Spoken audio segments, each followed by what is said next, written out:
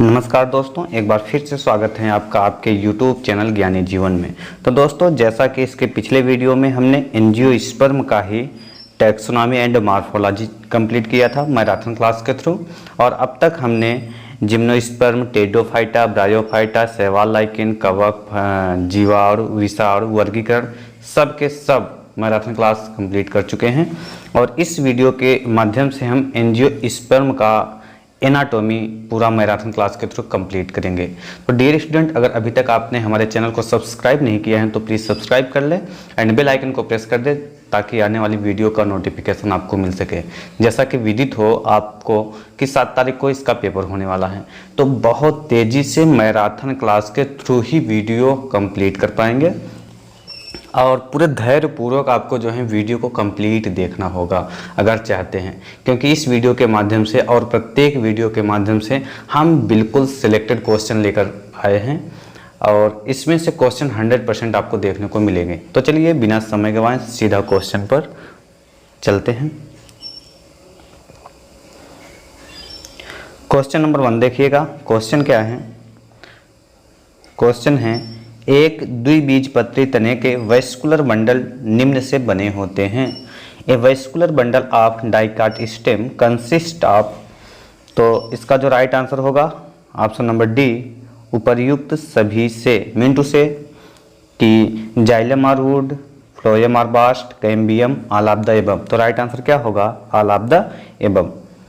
अब अगर इस पे बात करें तो एक द्विबीजपत्री तने के वैस्कुलर बंडल में जाइलम या कास्ट, पोसावाह या फ्लोएम या बास्ट तथा कैम्बियम उपस्थित होते हैं। इनके संवहन बंडल संयुक्त बाइफ्लोएमी, खुले तथा घेरे में व्यवस्थित होते हैं। चलिए अगले क्वेश्चन की तरफ बढ़ते हैं। Question number 2। हर क्वेश्चन आप देख सकते हैं कि कहीं ना कहीं पूछा हुआ क्वेश्चन, मतलब कि सिलेक्टेड प्रश्नों का संग्रह ही है। ये क्वेश्चन भी पीजीटी बॉटनी 2013 में आया है। तो प्रत्येक क्वेश्चन कहीं ना कहीं पूछा गया है। TGT, PGT, LT grade, CSIR net, UP, PSC, सब कहीं ना कहीं पूछा हुआ क्वेश्चन है। चलिए क्वेश्चन नंबर 2 को देखिएगा। क्वेश्चन क्या है? क्वेश्चन देखिए। क्वेश्चन है, निम्नलिखित में से किसके तने में कार्टिकल वैस्कुलर बंडल पाए जाते हैं? Cortical vascular bundles are found in stem of which of the following. तो 4 ऑप्शन आपको देखने को मिल रहे होंगे। तो इसका जो राइट आंसर होगा option number A, Nyctanthes is the right answer. Cortical vascular bundle एक संवहनी प्रणाली है जो जल एवं खनिजों के परिवहन में सहायक होता है। प्रायः कार्टिकल वैस्कुलर बंडल त्रिज्यीय रूप में जाइलम से उत्पन्न होते हैं। तो राइट आंसर क्या हो जाएगा इसका? Option number A, Nyctanthes is the right answer. अगले क्वेश्चन की तरफ बढ़ते हैं। क्वेश्चन नंबर 2 देखिएगा, और 3 देखिएगा। क्वेश्चन क्या है? क्वेश्चन बड़ा ही शानदार और इम्पोर्टेंट है। मृत जीवी आवृत बीजी हैं। Saprophytic angiosperm is.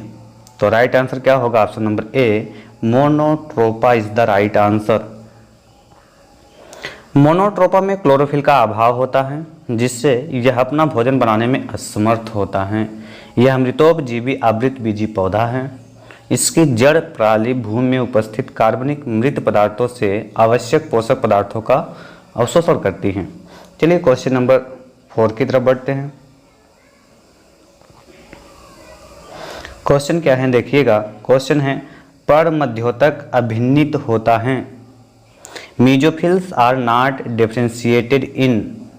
Option A, इसका राइट आंसर क्या होगा? तो ऑप्शन ए, घास में इसका राइट आंसर हो जाएगा। अब बात करें तो घास ग्रैमिनी कुल का एक बीजपत्री पादप हैं। इसकी पत्तियां समद्विपार्श्विक, मतलब कि आइसोबाइलेटरल होती हैं। इन पत्तियों को सूर्य का प्रकाश दोनों तरफ समान रूप से मिलता है क्योंकि यह सीधी अवस्था में उगती हैं। आंतरिक संरचना में इन पत्तियों के परमध्योतक, मीन टू से मीजोफिल हैं। आंतरिक संरचना क्या है? मीजोफिल है। तो खंभ यानी पैलिसेड तथा स्पंजी ऊतकों में भिन्नित नहीं होती हैं। इसकी कोशिकाएं समव्यासी होती हैं और परस्पर सटी रहती हैं। इसी कारण से इस ऊतक में अंतराकोश के स्थान कम और आकार में छोटे होते हैं। चलिए अगले क्वेश्चन की तरफ बढ़ते हैं। क्वेश्चन नंबर 5 देखिएगा। क्वेश्चन क्या है? क्वेश्चन है किस स्कूल में मिरोसिन ग्रंथियां पाई जाती हैं? Myrosin glands are found in which family? तो राइट आंसर क्या होगा dear student? Option number B, Brassicaceae is the right answer. Myrosin ग्रंथियां ब्रैसिकेसी परिवार के सदस्यों में पाई जाती हैं। इनसे मिरोसिन नामक पदार्थ निकलता है जो कैंसर रोधी, जीवाणु रोधी, एंटीऑक्सीडेंट एवं प्रदाह रोधी मतलब एंटी इन्फ्लेमेटरी होता है। इसमें घाव भरने की क्षमता होती है। चलिए नेक्स्ट क्वेश्चन पर, क्वेश्चन नंबर 6 पर। क्वेश्चन क्या है? क्वेश्चन देखिएगा, पौधे के किस भाग से जूट के रेशे प्राप्त होते हैं? From which portion of the plant jute fibres are obtained? तो राइट आंसर क्या होगा? ऑप्शन नंबर बी, तने से राइट आंसर होगा। जूट के रेशे एक मृदु अथवा बास्ट फाइबर होते हैं। ये कार्कोरस कैप्सुलरिस तथा कार्कोरस ओलिटोरियस के तने से प्राप्त किए जाते हैं। यह एक प्रमुख बोरा वस्त्र यानी बैगिंग मटेरियल है। इसका उपयोग पर्दे, कालीन, कंबल, रस्सा तथा घटिया किस्म के कपड़े आदि बनाने में किया जाता है। अगले क्वेश्चन की तरफ बढ़ते हैं। क्वेश्चन नंबर 7 देखिएगा। क्वेश्चन क्या है? क्वेश्चन है बास्ट रेशे प्राप्त होते हैं। तो 4 ऑप्शन आपको देखने को मिल रहा है। राइट ऑप्शन होगा ऑप्शन नंबर सी, कोरकोरस से। अगले क्वेश्चन की तरफ बढ़ते हैं। क्वेश्चन नंबर 8वां देखिएगा। क्वेश्चन है दारू जाइलम इनसे बना होता है। Xylem is made up of, xylem is made up of. तो राइट आंसर होगा ऑप्शन नंबर डी, उपर्युक्त सभी से। जाइलम मुख्यतः 4 प्रकार की कोशिकाओं से मिलकर बना होता है और इनके नामों के विषय में बात करें तो वाहिनिका मतलब ट्रैकीस, जाइलम फाइबर, वाहिकाएं मिंटू से वेसल तथा जाइलम पैरेन्काइमा। जाइलम को हाइड्रोम भी कहा जाता है, याद रखें हाइड्रोम, तथा यह जल एवं घुलनशील खनिज पदार्थों के संवहन का कार्य करती हैं। अगले क्वेश्चन की तरफ बढ़ते हैं। क्वेश्चन नंबर 9 देखिएगा। क्वेश्चन क्या है? प्रशांत केंद्र कहाँ स्थित होता है? क्विसेंट सेंटर इज प्रेजेंट इन। तो राइट आंसर इसका होगा ऑप्शन नंबर ए, मिंटू से रूट अपेक्स। देखिएगा इसमें ऑप्शन नंबर 1 काट दिया है, ये रूट अपेक्स इसका राइट आंसर होगा। रूट अपेक्स को हिंदी में बोलते हैं मूल शीर्ष में। तो प्रशांत केंद्र मूल शीर्ष में पाया जाता है। यह वह भाग होता है जहां पर कोशिकाएं सामान्यतः निष्क्रिय विभाजन की अवस्था में होती हैं। इनमें 3 विभाजन होता है। जब सक्रिय मेरिस्टेम नष्ट हो जाती हैं या चोटिल हो जाती हैं, इस केंद्र की कोशिकाओं में डीएनए, आरएनए तथा प्रोटीन अल्प मात्रा में होते हैं। क्वेश्चन नंबर 10 की तरफ बढ़ते हैं। 10वां क्वेश्चन देखिएगा। क्वेश्चन क्या है? क्वेश्चन है वाहिका वाहिनिका से भिन्न होती हैं। Vessels differ from tracheids. तो राइट आंसर इसका क्या होगा डियर स्टूडेंट? इसका राइट आंसर होगा ऑप्शन नंबर सी, अनुलंब कोशिका पंक्ति रहने में जिसमें पास की भित्ति घुल जाती है। In having vertical row of cell with cross walled yard. तो इसका right answer option number C होगा। अब इस पर अगर बात करें तो वाहिका मतलब वेसल्स तथा वाहिनिका मतलब ट्रैकीड जाइलम के घटक होते हैं। दोनों ही घटकों में परिपक्व होने पर प्रोटोप्लाज्म का अभाव होता है, अर्थात ये मृत होती हैं। दोनों ही जल संवहन में भाग लेती हैं। वाहिका की कोशिका एक अनुलंब पंक्ति में होती हैं तथा ऊपर नीचे की कोशिकाओं के बीच की भित्ति घुली होती हैं। क्वेश्चन नंबर 11 की तरफ बढ़ते हैं। 11वां क्वेश्चन देखिएगा। क्वेश्चन है रस कास्ट होता है, सैप वुड इज। तो इसका जो राइट आंसर होगा ऑप्शन नंबर बी, द्वितीयक जाइलम का बाहरी भाग, outer part of secondary xylem. पौधों में कई वर्षों तक लगातार द्वितीयक वृद्धि होते रहने पर तने में 2 तरह के काष्ठों का निर्माण होता है। कौन कौन से 2 काष्ठ होते हैं? पहला काष्ठ के विषय में बात करें तो उसको बोलते हैं रस काष्ठ या सैप वुड। और सैप वुड क्या होता है? यह द्वितीयक जाइलम का बाहरी भाग होता है जो खनिज तथा जल का परिवहन करता है। जबकि सेकंड क्या होता है? अंतः काष्ठ, इसको बोलते हैं हर्ट वुड। यह द्वितीयक जाइलम का भीतरी भाग होता है तथा परिवहन में भाग नहीं लेता। क्वेश्चन नंबर 12 की तरफ बढ़ते हैं। 12वां क्वेश्चन देखिएगा। क्वेश्चन क्या है? वृद्धि वलय बनती हैं सक्रियता के कारण। Growth rings are formed due to activity of. तो इसका जो राइट आंसर होगा ऑप्शन नंबर ए, अंतःरंभीय एधा की। हिंदी कठिन होती हैं बायोलॉजी की, बल्कि इंग्लिश बढ़िया इसका है। तो क्या होगा, इंट्रास्टीलर कैम्बियम इसका राइट आंसर होगा। अगर इस पे बात करें तो पौधों में रंभ मतलब स्टील के भीतर संवहन बंडल यानी वैस्कुलर बंडल के मध्य बनने वाले कैम्बियम को अंतःरंभीय एधा इंट्रास्टीलर कैम्बियम कहते हैं, जिससे कैम्बियम रिंग का निर्माण होता है। कैम्बियम रिंग की सक्रियता पूरे वर्ष एक समान नहीं होती, बल्कि यह वातावरणीय कारकों पर निर्भर करती हैं। बरसात तथा अनुकूल मौसम में चौड़ी गर्त वाले जाइलम बनते हैं, जबकि पतझड़ में संकरी गर्त वाले छोटे जाइलम तने की अनुप्रस्थ काट में स्पष्ट दिखाई देते हैं, जिन्हें वृद्धि वलय यानी ग्रोथ रिंग या वार्षिक वलय यानी एनुअल रिंग कहते हैं। क्वेश्चन नंबर 13 की तरफ बढ़ते हैं। 13वां क्वेश्चन देखिएगा। क्वेश्चन है, असामान्य द्वितीयक वृद्धि परिलक्षित होती हैं। 4 ऑप्शन आपको देखने को मिल रहा है। राइट आंसर होगा ऑप्शन नंबर बी, ड्रेसिना में। तो राइट आंसर क्या होगा, ड्रेसिना में। ड्रेसिना यक्का UCCA से आप याद रखेंगे, YUCCA। इसको कैसे बोलते हैं, यक्का। एक बीज पत्री पौधे हैं। एक बीज पत्री पौधों में सामान्यतः द्वितीयक वृद्धि नहीं होती है, क्योंकि इनमें वैस्कुलर कैम्बियम नहीं पाई जाती है। हाँ, कुछ अपवाद स्वरूप ड्रेसिना, यक्का इत्यादि के हाइपोडर्मिस भाग में एक द्वितीयक कैम्बियम का निर्माण होता है, जिससे द्वितीयक संवहन बंडलों का निर्माण होता है। अगले क्वेश्चन की तरफ बढ़ते हैं। क्वेश्चन नंबर 14 देखिएगा। टाइलोसिस होता है, टाइलोसिस अकर्स इन द। तो right answer option number C, द्वितीयक जाइलम। टाइलोसिस का निर्माण द्वितीयक जाइलम में होता है। पौधों में लगातार द्वितीयक वृद्धि के फलस्वरूप पुराने तने के मध्य में उपस्थित द्वितीयक जाइलम के वाहिकाओं तथा वाहिनिकाओं में आसपास की मृदुद की कोशिकाएं वृद्धि कर जाती हैं। इन्हें टाइलोसिस कहते हैं। इनके फलस्वरूप ये जाइलम अकार्यात्मक मीन टू से नॉन फंक्शनल हो जाते हैं। तने के ऐसे भागों में हार्टवुड का निर्माण होता है। अगले क्वेश्चन की तरफ बढ़ते हैं। क्वेश्चन नंबर 15 देखिएगा। क्वेश्चन क्या है, क्वेश्चन है, टाइलोसिस किस में पाए जाते हैं। Tylosis occurs in. तो अभी इसके पहले हमने बात किया, तो राइट आंसर क्या हो जाएगा, ऑप्शन नंबर बी, जाइलम वाहिका। अगले क्वेश्चन की तरफ बढ़ते हैं। Question number 16।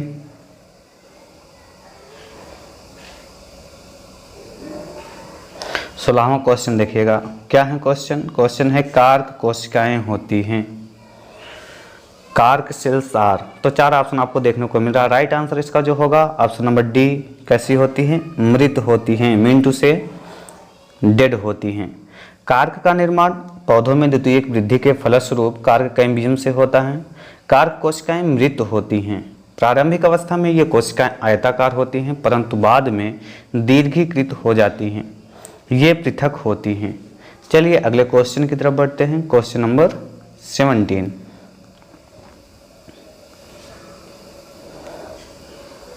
क्वेश्चन देखिएगा। क्वेश्चन क्या है, क्वेश्चन है, कौन सा प्राथमिक ऊतक 10 वर्षों की द्वितीयक वृद्धि के उपरांत भी बना रहता है।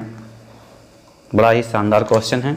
Which primary tissues persist in the roots even after 10 year of secondary growth. तो इसका जो राइट आंसर है option number D, xylem is the right answer. पौधों में प्रारंभिक अवस्था में उत्पन्न ऊतक प्राथमिक ऊतक कहलाते हैं। संवहनी पौधों यानी वैस्कुलर प्लांट में जाइलम तथा फ्लोएम प्रारंभ से ही उपस्थित होते हैं। द्वितीयक वृद्धि के पश्चात द्वितीयक जाइलम तथा फ्लोएम बनते हैं, परंतु इनमें से प्राथमिक फ्लोएम नष्ट हो जाते हैं, परंतु प्राथमिक जाइलम बना रहता है। यह केवल अंदर की तरफ खिसकता जाता है। अगले क्वेश्चन की तरफ बढ़ते हैं। क्वेश्चन नंबर 18 देखिएगा। क्वेश्चन क्या है, क्वेश्चन है, केंद्रक इनमें अनुपस्थित होता है। Nucleus is absent in. तो राइट आंसर होगा ऑप्शन नंबर ए, चालनी नली। क्या है इसका ऑप्शन नंबर ए, चालनी नली, मतलब सीव ट्यूब बोलते हैं इसको। क्या बोलते हैं, sieve tube, SIEVE, sieve tube इसको बोलते हैं, बल्कि इंग्लिश ज़्यादा बेहतर है आई थिंक। अब इसमें अगर बात करें तो एंजियोस्पर्म पौधों में फ्लोएम के 4 घटक होते हैं, सहचर कोशिका, चालनी नलिका कोशिका, फ्लोएम हृद्यूतक और फ्लोएम रेशे। अगले क्वेश्चन की तरफ बढ़ते हैं। क्वेश्चन नंबर 19 को देख लेते हैं। क्वेश्चन क्या है? क्वेश्चन है किसमें केंद्रक अनुपस्थित होता है? क्वेश्चन क्या है? किसमें केंद्रक अनुपस्थित होता है? Nucleus is absent in. तो राइट आंसर क्या होगा dear student? Option number A, चालनी नलिकाओं में, मतलब सीव ट्यूब्स में। अगले क्वेश्चन की तरफ बढ़ते हैं। क्वेश्चन नंबर 20 देखिएगा। क्वेश्चन है द्वितीयक वृद्धि अनुपस्थित होती है, secondary growth is absent in. तो 4 ऑप्शन आपको यहाँ देखने को मिल रहा है। राइट आंसर क्या होगा? ऑप्शन नंबर सी, एक बीजपत्री तने में, मीन टू से मोनोकाट स्टम। आवृतबीजी पौधों में द्विबीजपत्री तनों तथा द्विबीजपत्री जड़ों में द्वितीयक वृद्धि पाई जाती है। अनावृतबीजी पौधों में भी द्वितीयक वृद्धि प्रचुर मात्रा में होती है। सामान्यतः एक बीजपत्री पौधों की जड़ों व तनों में द्वितीयक वृद्धि का अभाव होता है, परंतु कुछ एक बीजपत्री तनों जैसे यक्का, ड्रेसिना, कोकस आदि में भी द्वितीयक वृद्धि पाई जाती है, जो एक विशेष प्रकार के प्राथमिक स्थूलन मेरिस्टेम द्वारा होती हैं। इस प्रकार की द्वितीयक वृद्धि द्विबीजपत्री तनों में पाई जाने वाली द्वितीयक वृद्धि से भिन्न होती है। अगले क्वेश्चन की तरफ बढ़ते हैं। क्वेश्चन नंबर 21 देखिएगा। क्वेश्चन क्या है? थोड़ा क्वेश्चन को छोटा कर लेते हैं। क्वेश्चन है एक बीजपत्री में कलम बांधना संभव नहीं है क्योंकि grafting is not possible in monocotyledons because they. Right answer होगा ऑप्शन नंबर सी, उनमें प्रकीर्ण संवहनी बंडल होते हैं, मतलब हैव स्कैटर्ड वैस्कुलर बंडल्स। अब एक बीजपत्री पौधों में कलम बांधना संभव नहीं है क्योंकि उनमें संवहन बंडल घेरे में व्यवस्थित नहीं होते बल्कि बिखरे होते हैं। ग्राफ्टिंग में एक पौधे के जड़ युक्त तने पर दूसरे पौधे के तने को इस प्रकार व्यवस्थित करते हैं कि दोनों के संवहन बंडल व अन्य ऊतक लगभग समान स्थान पर हो और जड़ वाले भाग से संपूर्ण पौधे को जल एवं खनिज पदार्थ मिलता रहे। चलिए अगले क्वेश्चन की तरफ बढ़ते हैं। क्वेश्चन नंबर 22 देख लेते हैं। क्वेश्चन क्या है देखिएगा। क्वेश्चन है पेड़ों के धड़ घेरे में बढ़ते हैं, इसमें माइटोटिक कार्यकलाप के कारण the trunks of tree increase in girth because of mitotic activity in the. तो राइट आंसर क्या होगा इसका? ऑप्शन नंबर सी, विभाज्योतिकी, mean to say meristematic tissue is the right answer. पौधों में मुख्य रूप से 2 प्रकार के ऊतक पाए जाते हैं, मेरिस्टेमेटिक तथा अस्थायी, मीन टू से परमानेंट। इनमें मेरिस्टेमेटिक ऊतकों में ही वृद्धि होती है और पौधे की मोटाई 2 प्रकार के मेरिस्टेम की सक्रियता से बढ़ती है। पहला संवहनी कैम्बियम, वैस्कुलर कैम्बियम, सेकंड कारक कैम्बियम। दोनों प्रकार के कैम्बियम ऊतक पार्श्व विभाज्योतक होते हैं। अगले क्वेश्चन की तरफ बढ़ते हैं। क्वेश्चन नंबर 23 को देख लेते हैं। क्वेश्चन क्या है देखिएगा 23वां। क्वेश्चन है द्वितीयक जाइलम की नई परत होती है इनके बीच, the young layer of secondary xylem lies between. तो राइट आंसर होगा ऑप्शन नंबर डी, संवहनी कैम्बियम के ठीक अंदर, just inside the vascular cambium. पौधों में द्वितीयक वृद्धि के समय सर्वप्रथम संवहनी कैम्बियम का निर्माण होता है। इसकी कोशिकाएं सक्रिय विभाजन करती हैं तथा अपने अंदर की तरफ द्वितीयक जाइलम तथा बाहर की तरफ द्वितीयक फ्लोएम का निर्माण करती हैं। अगले क्वेश्चन की तरफ बढ़ते हैं। क्वेश्चन नंबर 24 देखिएगा। क्वेश्चन है फ्लोएम हमेशा प्रवाहित होता है इससे, phloem always flows from air. Right answer इसका क्या होगा? ऑप्शन नंबर ए, एक शर्करा स्रोत से शर्करा सिंक को, sugar source to sugar sink. Phloem के द्वारा शर्करा प्रायः सुक्रोज के रूप में स्थानांतरित होता है। इसमें प्रवाह हमेशा सोर्स से सिंक की ओर होता है। सोर्स वह स्थान है जहां भोजन का निर्माण होता है या भोजन ज्यादा मात्रा में उपस्थित होता है। सामान्यतः पत्ती या अन्य हरे भाग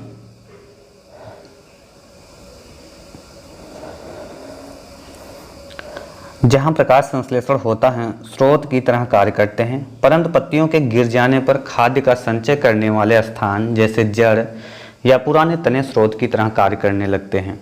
चलिए अगले क्वेश्चन की तरफ बढ़ते हैं।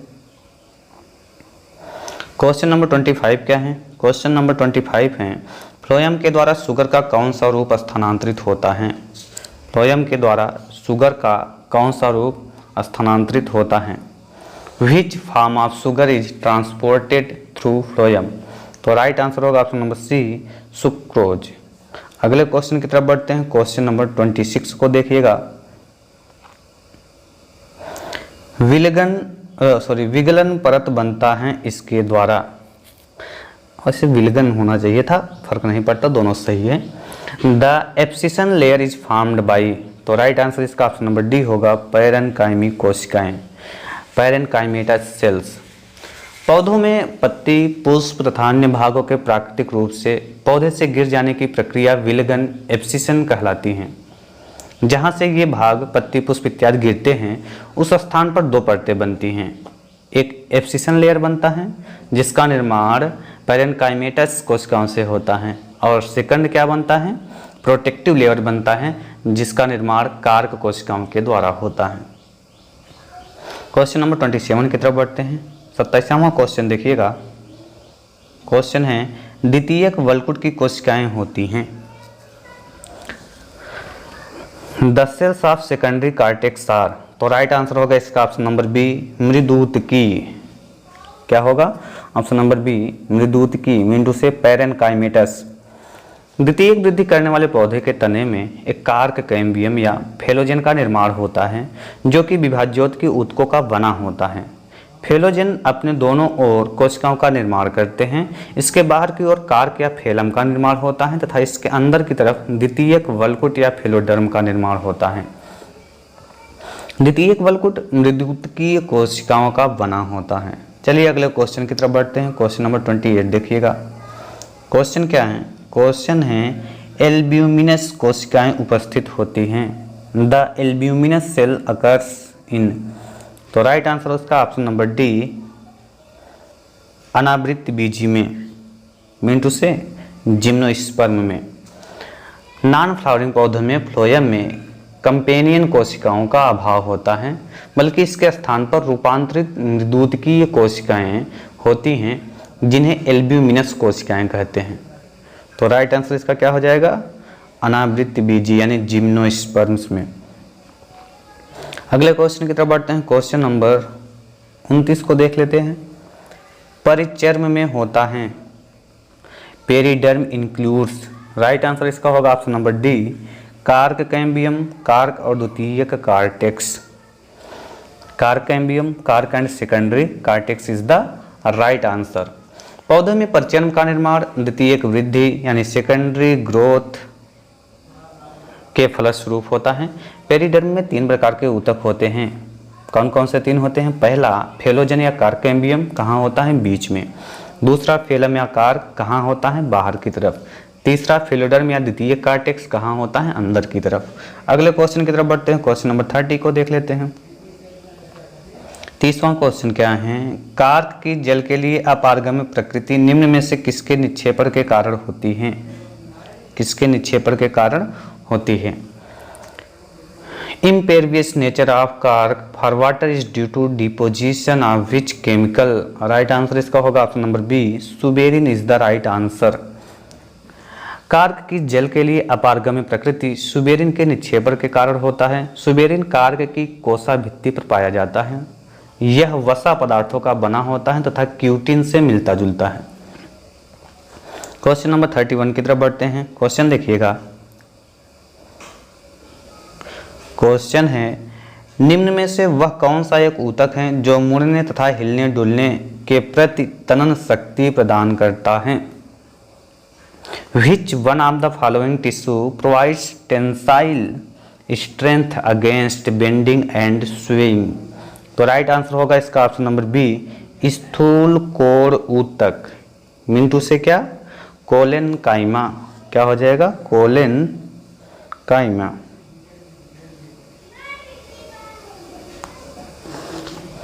चलिए अब इस पे बात कर लेते हैं।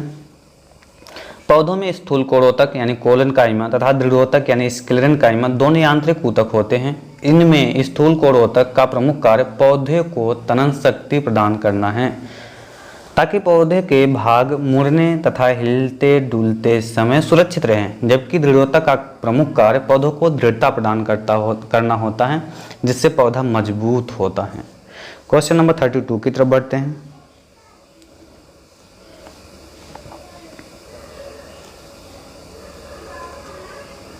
क्वेश्चन देखिएगा, अस्थायी ऊतक जिनमें विभिन्न प्रकार की कोशिकाएं पाई जाती हैं कहलाता है। Permanent tissues with various cells in plants is called. Right answer होगा ऑप्शन नंबर बी, जटिल ऊतक is the right answer. Mean to say complex tissue is the right answer. जटिल ऊतक एक से अधिक प्रकार की कोशिकाओं से मिलकर बने होते हैं और ये सभी एक साथ मिलकर एक इकाई की तरह कार्य करते हैं। जाइलम और फ्लोएम इसी प्रकार की जटिल ऊतकों के उदाहरण हैं। क्वेश्चन नंबर 33 की तरफ बढ़ते हैं। क्वेश्चन देखिएगा, क्वेश्चन क्या है, कैम्बियम द्वारा विभिन्न स्थानों पर अलग अलग अनुपात यानी मात्रा में जाइलम तथा फ्लोएम का निर्माण होता है। Cambium cuts different proportion of xylem and phloem at different point in. तो राइट आंसर होगा option number B, Bignonia. Bignonia is the right answer. Bignonia एक द्विबीजपत्री पौधा है, परंतु इसमें असामान्य द्वितीयक वृद्धि होती है। इस पौधे में कैम्बियम कई स्थानों पर अनियमित रूप से नई कोशिकाएं बनाता है, जिससे कुछ स्थानों पर जाइलम का निर्माण अधिक होता है तथा दूसरे स्थानों पर फ्लोएम का अधिक निर्माण होता है। क्वेश्चन नंबर 34 की तरफ बढ़ते हैं। क्वेश्चन देखिएगा, क्वेश्चन क्या है, क्वेश्चन है पौधों की परिधि में वृद्धि इसके कारण होती है। Increase in girth of plant bodies due to. Right answer इसका क्या है, ऑप्शन नंबर बी, फेलोजन एवं वेस्कुलर कैम्बियम। पौधों की परिधि में वृद्धि कारक कैम्बियम अर्थात फेलोजन एवं वेस्कुलर कैम्बियम के परिणाम स्वरूप होता है। ये पार्श्व विभाज्योतक होते हैं जो द्वितीयक वृद्धि के कारक हैं। इनके विभाजन के फलस्वरूप जड़ तथा स्तंभ की परिधि में वृद्धि होती है, न कि लंबाई में। इसकी कोशिकाएं बाह्य त्वचा के समानांतर विभाजित होती हैं और दोनों ओर नए ऊतक बनाती हैं। क्वेश्चन नंबर 35 देखिएगा। क्वेश्चन है अंतराकाष्ठीय फ्लोएम तथा सामान्य फ्लोएम सभी पाए जाते हैं। Interxylary phloem, intraxylary phloem and the normal phloem, all these are found in. तो राइट आंसर क्या होगा, option number C, Strychnos is the right answer. क्या होगा, Strychnos is the right answer. जब फ्लोएम चारों तरफ से जाइलम को घेर लेता है तो इससे अंतरकाष्ठीय यानी इंटरजाइलरी फ्लोएम कहते हैं, और जब फ्लोएम चारों तरफ से द्वितीयक जाइलम द्वारा घिरा होता है तो इससे अंतःकाष्ठीय मतलब इंट्राजाइलरी फ्लोएम कहते हैं। अंतराकाष्ठीय फ्लोएम, अंतःकाष्ठीय फ्लोएम तथा सामान्य फ्लोएम सभी स्ट्राइकनास में उपस्थित होते हैं। कहाँ उपस्थित होते हैं, स्ट्राइकनास में। अगले क्वेश्चन की तरफ बढ़ते हैं।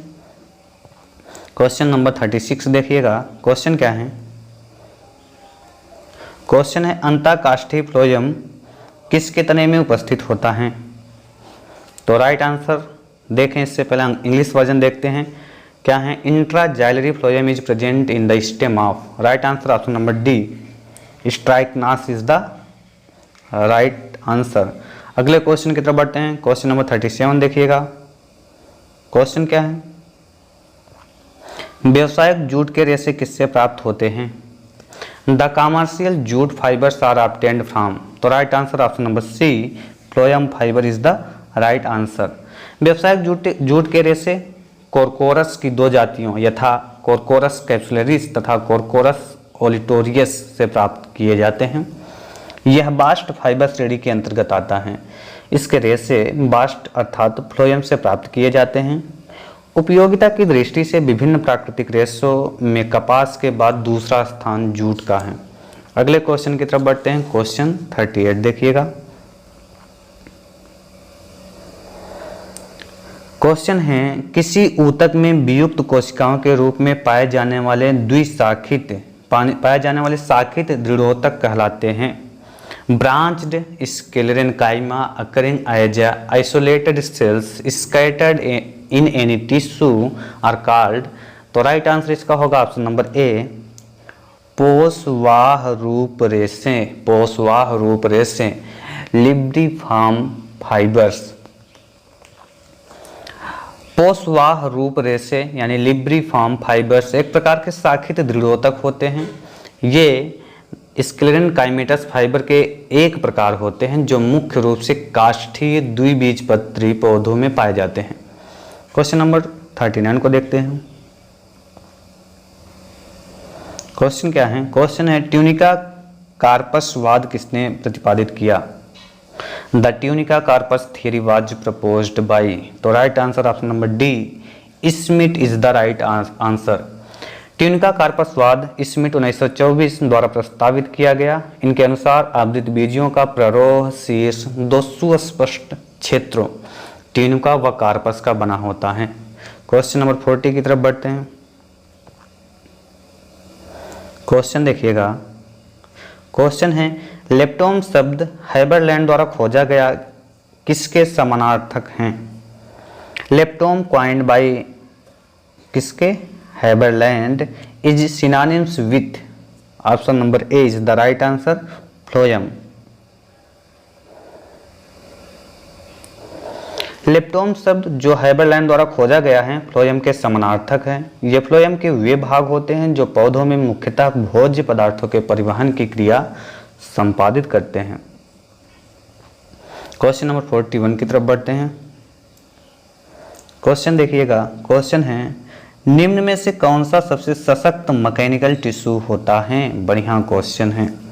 विच is the strongest mechanical tissue among the following? तो राइट आंसर क्या होगा इसका? Option number C, sclerenchyma is the right answer. Sclerenchyma सबसे सशक्त मैकेनिकल टिश्यू मतलब स्ट्रांगेस्ट मैकेनिकल टिश्यू होता है। यह मोटी भित्ति युक्त कठोर कोशिकाओं से निर्मित एक प्रकार का सरल ऊतक है। इन कोशिकाओं में काष्ठिल द्वितीयक भित्ति मिंटू से लिग्निफाइड सेकेंडरी वॉल होती हैं।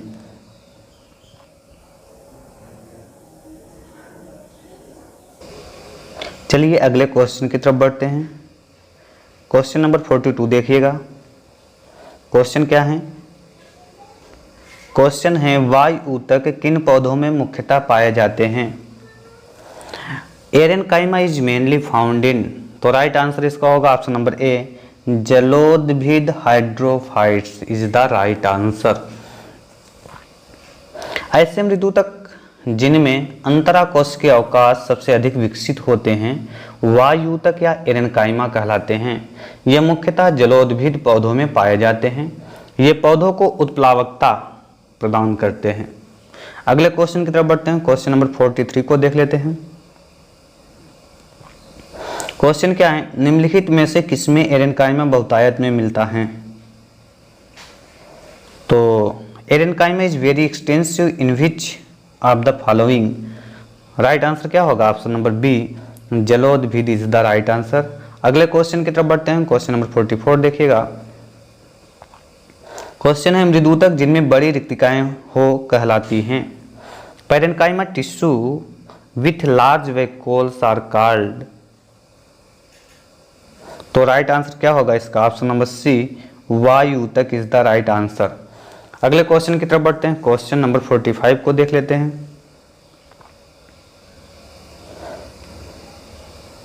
क्वेश्चन है ऊतक जन हिस्टोजन का बाहर से अंदर की तरफ का क्रम है।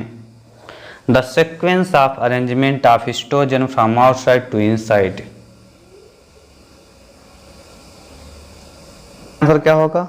ऑप्शन नंबर सी, त्वचा जन, वल्कुट जन, रंभ जन, मिंटू से डर्मेटोजन, पेरिब्लेम, प्लीरोम। इसका राइट आंसर होगा हिस्टोजनवाद हैंस्टीन 1868 द्वारा प्रतिपादित किया गया था। इनके अनुसार सबसे बाहरी परत त्वचाजन मतलब डर्मेटोजन, उसके अंदर वल्कुटजन मतलब पेरिब्लेम तथा सबसे अंदर रंभजन प्लीरोम होता है। त्वचाजन से बाह्य त्वचा एपिडर्मिस, वल्कुटजन से कार्टेक्स एवं अंतः त्वचा तथा रंभजन से रंभ का निर्माण होता है। क्वेश्चन नंबर 46 की तरफ बढ़ते हैं।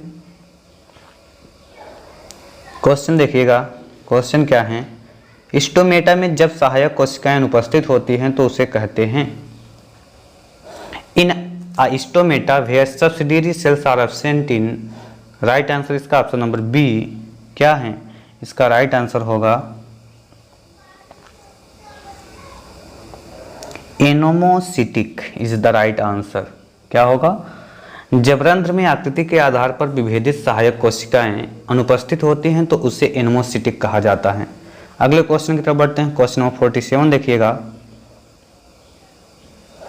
क्वेश्चन है वल्कुट संवहन पूल इनमें पाए जाते हैं। Cortical vascular bundles are found in, तो राइट आंसर होगा इसका ऑप्शन नंबर सी, ए व बी दोनों में। मतलब कि निक्टेंथीस का स्तंभ, कैजुअरिना का स्तंभ, इन दोनों में पाया जाता है। अगले क्वेश्चन की तरफ बढ़े इससे पहले इस पर थोड़ा बात कर ले। निक्टेंथीस तथा कैजुअरिना दोनों के स्तंभ के वल्कुट में संवहन पूल पाए जाते हैं। निक्टेंथीस के वल्कुट पूल संयुक्त बहिपोषावाही, वर्धि एवं बाह्य आजदारुक होता है। मतलब इग्जार को बोलते हैं ना, बाह्य आजदारुक को। कैजुअरिना में संवहन पूलों का दिक् विन्यास मतलब ओरिएंटेशन सामान्य होता है, अर्थात जाइलम स्तंभ केंद्र की ओर व फ्लोएम बाहर की ओर, तथा ये उभारों के ठीक नीचे स्थित होते हैं। क्वेश्चन नंबर 48 देखिएगा। बढ़िया क्वेश्चन है। मेरिस्टेम शब्द किसने दिया? Who coined the word meristem? और राइट आंसर इसका क्या होगा? Option number A, Nageli 1858 is the right answer. Meristem शब्द सी नागेली 1858 द्वारा दिया गया। मेरिस्टेम एक ऐसा स्थानीय क्षेत्र है जिनकी कोशिकाओं में विभाजन की असीमित क्षमता होती है। अगले क्वेश्चन की तरफ बढ़ते हैं। क्वेश्चन नंबर 49 देखिएगा। क्वेश्चन क्या है? क्वेश्चन है एम्फीविसल संवहन बंडल पाया जाता है। क्वेश्चन क्या है? एम्फीविसल संवहन बंडल पाया जाता है। Amphivasal vascular bundles are found in, तो राइट आंसर होगा इसका ऑप्शन नंबर बी, ड्रेसिना में। संवहन बंडल में जाइलम, फ्लोएम तथा कैम्बियम का समूह होता है। इसमें जाइलम तथा फ्लोएम की स्थिति के आधार पर ये कई प्रकार के होते हैं, जैसा कि रेडियल, कंजॉइंट, कंसेंट्रिक। तो रेडियल में क्या होता है? जाइलम तथा फ्लोएम रेडियल रूप से अगल बगल व्यवस्थित होते हैं। कंजॉइंट में क्या होता है? इसमें जाइलम तथा फ्लोएम संयुक्त रूप से रेडियस पर होते हैं, मतलब समान त्रिज्या पर होते हैं। और कंसेंट्रिक में क्या होता है? इसमें या तो जाइलम या फ्लोएम एक दूसरे को घेरे रहता है। यदि जाइलम फ्लोएम को घेरता है तो इसे एम्फीवेसल कहते हैं, जैसे ड्रेसिना आदि। और यदि फ्लोएम जाइलम को घेरे रहता है तो इसे एम्फीक्राइबल कहते हैं। बड़ा बढ़िया क्वेश्चन था, इसका डिस्क्रिप्शन भी ठीक ठाक था। क्वेश्चन नंबर 50 यानी 50वें क्वेश्चन की तरफ बढ़ते हैं। क्वेश्चन देखिएगा। क्वेश्चन है एम्फीवेसल संवहन पूल किस में पाए जाते हैं? एम्फीवेसल वेस्कुलर बंडल सकर इन, राइट आंसर क्या होगा? Definite option number A, ड्रेसिना is the right answer. अगर चलिए अगले क्वेश्चन की तरफ बढ़ते हैं। क्वेश्चन नंबर 51 को देख लेते हैं। क्वेश्चन क्या है? इमारती लकड़ी उत्पन्न करने वाला पौधा सोरिया रोबुस्टा इस कुल से संबंधित है।